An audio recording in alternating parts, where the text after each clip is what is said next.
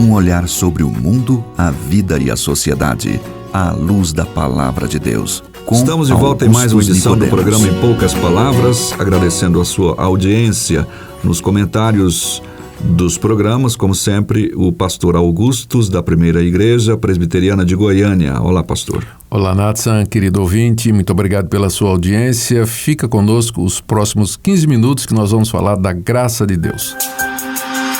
O apóstolo Paulo escreveu sua carta aos Efésios, no capítulo 2, versículo 8, que as pessoas somente podem ser salvas pela graça, por meio da fé, e que esta fé salvadora não vem da própria pessoa, mas é um dom de Deus. Salvação pela graça significa, portanto, uma salvação sem qualquer valor ou preço? Não. Significa que ela não nos custa nada. Ela nos é dada gratuitamente por Deus. E é isso que é difícil para muita gente aceitar, Natsan. Há alguma coisa no coração humano que exige que ele se sinta, de alguma forma, participante de uma coisa tão importante como seria receber o perdão dos seus pecados, ser aceito por Deus, ter a esperança de morar no céu.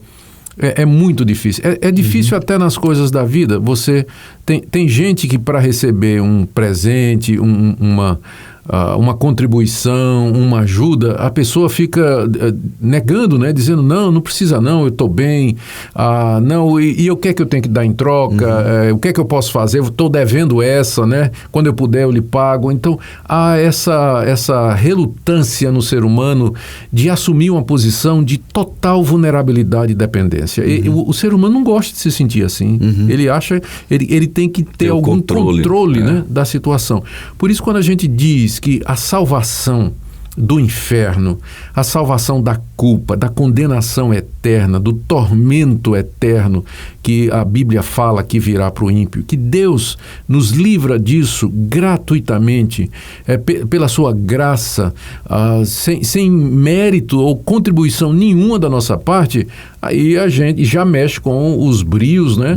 E o orgulho da pessoa. A pessoa diz, mas como é isso? Então, se eu não posso contribuir com nada, não posso fazer nada... Eu não quero. Ou eu não quero, ou então, como é que eu sei que Deus... Por que Deus então me daria isso e não daria para outro, já que não é questão de mérito? Então tem toda uma sorte de mal-entendidos, né, a respeito da mensagem do Evangelho pregada na Bíblia, exatamente porque...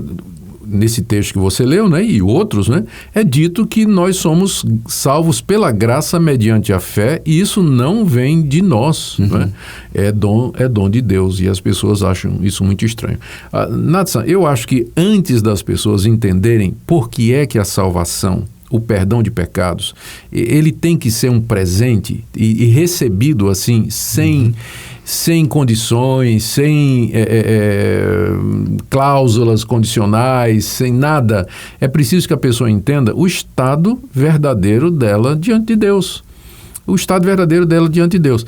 O que a Bíblia nos ensina, e que nem sempre as pessoas estão conscientes, é que nós somos todos pecadores e que o pecado ele tem um efeito devastador na personalidade humana.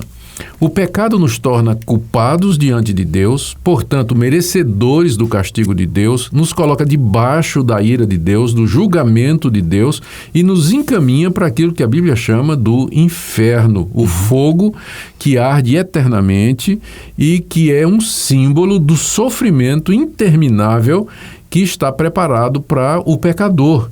Lembrando que pecado é a quebra da lei de Deus. Mas alguém pode dizer assim, mas que lei? É a lei que Deus revelou na sua palavra e que está gravada no coração de todos, mesmo que nunca tenham lido os 10 mandamentos. Mas coisas fundamentais, né? Do tipo assim, você vai respeitar os seus pais, você não pode mentir, você não pode roubar, você não vai matar, você não vai cobiçar o que é do próximo, você não vai dar falso testemunho, você vai adorar a Deus somente publicamente, você não vai desrespeitar as pessoas que Deus colocou na sua vida como autoridade. Enfim, esta que a gente chama lei moral de Deus, ela está revelada não somente na Bíblia, mas está gravada no coração, mesmo que a pessoa nunca leu a Bíblia, mas ela sabe que estas coisas estão certas. Tanto que a sua consciência o acusa quando ele faz alguma coisa, mesmo sem ter lido, né? Mesmo sem ter lido, a pessoa se sente culpada de ter feito alguma coisa errada, né?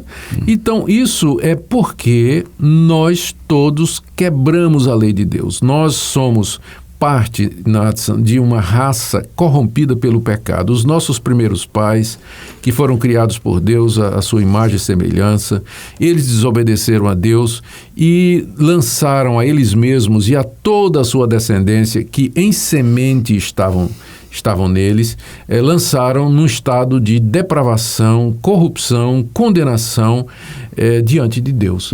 Então, essa é a realidade a nosso respeito. Nós não conseguimos fazer boas obras em número suficiente ou em qualidade suficiente para compensar pelos nossos erros ou para merecer alguma coisa da parte de Deus. Para pagar esse paga, pecado. Porque Deus conhece o coração. E mesmo quando você faz uma coisa boa, Nathan, tipo assim, você ajuda uma pessoa, as intenções não são completamente puras. No fim, lá dentro do coração, você desejo de retribuição, você se aplaude, você se elogia. É impossível você fazer um gesto de bondade que seja totalmente altruísta. Sempre a motivação pecaminosa está lá dentro. Comparação com outras pessoas, você se sente melhor do que os outros porque você está ajudando um pobre enquanto outras pessoas não estão ajudando. Então não tem como você fazer uma boa obra no sentido pleno da palavra, né? E Deus, como Ele conhece o coração, Ele julga também as motivações e não somente o ato em si. Então não há ninguém que possa, na verdade, fazer alguma coisa que mereça perdão de Deus, ou favor de Deus, ou a salvação. Como resultado disso, a humanidade é inadimplente. Eu estava vendo até agora acho que foi ontem, uma notícia que acho que foi no Twitter, né? Que saiu aí uma pesquisa que de cada 10 brasileiros, 4 estão inadimplentes. Estão devendo e não podem pagar. No caso da salvação é 100%. No caso da salvação, de cada 10 brasileiros, 10 são inadimplentes. De cada 6 bilhões de habitantes que tem no planeta Terra, 6 bilhões são inadimplentes, porque ninguém tem condição de cumprir a lei de Deus, de agradar a Deus com suas obras, com suas religiões, com suas esmolas, com seus gestos bons, com suas boas intenções, com sua moralidade, com sua ética. Não tem. Todos nós acabamos sendo incoerentes, inconsistentes, quebramos os nossos próprios padrões, nossas motivações são erradas. A história do mundo, a história da humanidade, Nathan, é uma história de horror, de crime, de mentira, e a história não escrita, mas que está gravada na nossa memória, na nossa consciência. Se o nosso ouvinte tiver coragem e disposição de fazer isso e puxar pela memória e pela consciência, ele vai saber que ele já mentiu, já enganou, já cobiçou a mulher do próximo, o carro do próximo, a casa do próximo, já disse o que não devia, já enganou outros. Ele sabe disso, o homem sabe disso. Então é por isso que Deus, em amor, né, e sabendo que se Ele deixasse que a salvação fosse uma questão de decisão minha ou de merecimento meu, sabendo Ele que aí ninguém seria salvo, que todos nós iríamos para o inferno, Deus tomou a iniciativa. Ele veio nos salvar.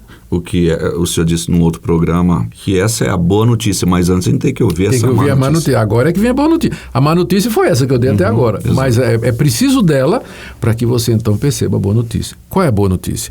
Deus amou o mundo de tal maneira que deu o seu Filho unigênito, para que todo aquele que nele crê não pereça, mas tenha a vida eterna. Deus, na sua infinita misericórdia, na sua compaixão, Ele enviou um Salvador.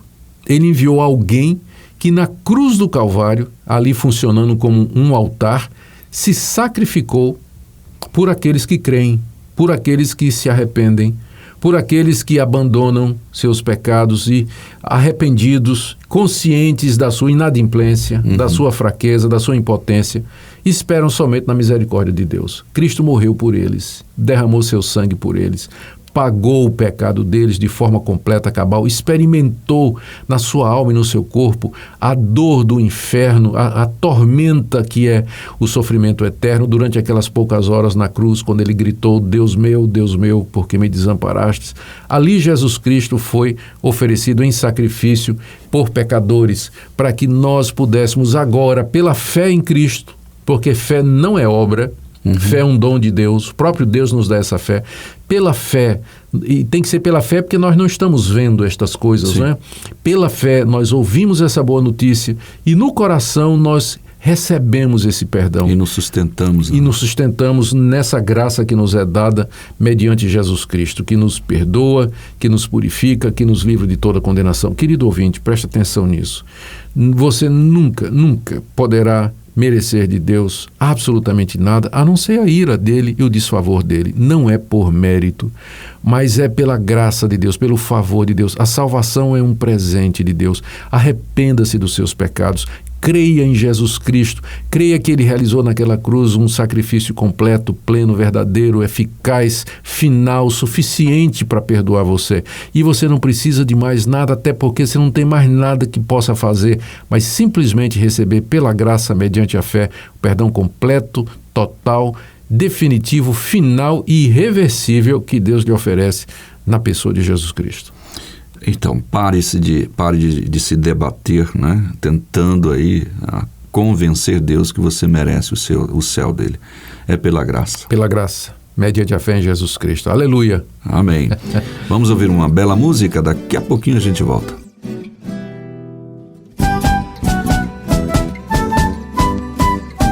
Muitos que procuram sem achar a solução por caminhos que não conduzem à salvação. O caminho estreito para muitos pode ser, mas só em Jesus a verdade e paz podem ter.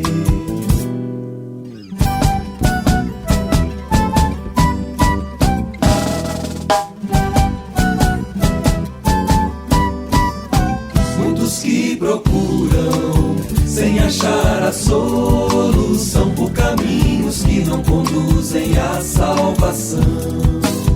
O caminho estreito para muitos pode ser, mas só em Jesus a verdade e paz podem ter. Veio como servo, trouxe-nos a luz, pagou as nossas culpas na cruz. Ressurgiu em glória e em breve voltará. Você, onde está? Qual caminho seguirá? Você, onde está? Qual caminho seguirá?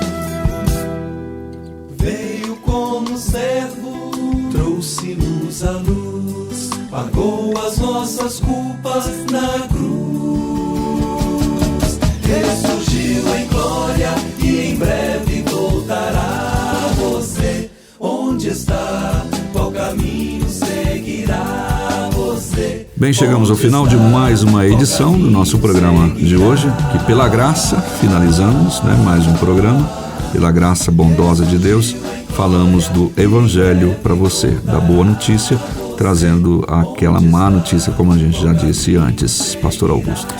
Querido ouvinte, crê no Senhor Jesus e serás salvo, tu e a tua casa. Que isso seja verdade na sua família. Até o próximo programa. Se você deseja saber mais sobre esse e outros assuntos à luz da Palavra de Deus, domingo às 9 da manhã ou às 7 da noite. Será um prazer conhecê-lo pessoalmente. Primeira Igreja Presbiteriana de Goiânia, Rua 68, esquina com 71 Centro. Fone 3213-3320. www.pipg.org. Em poucas palavras,